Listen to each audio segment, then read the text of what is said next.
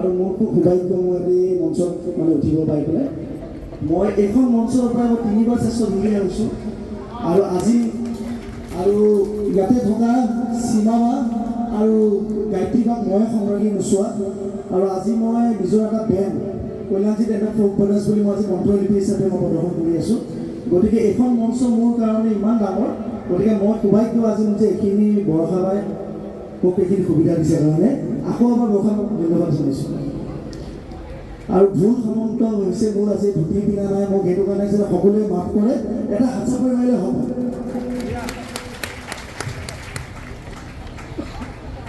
ও বসন্ত জাননী ও কলিয়া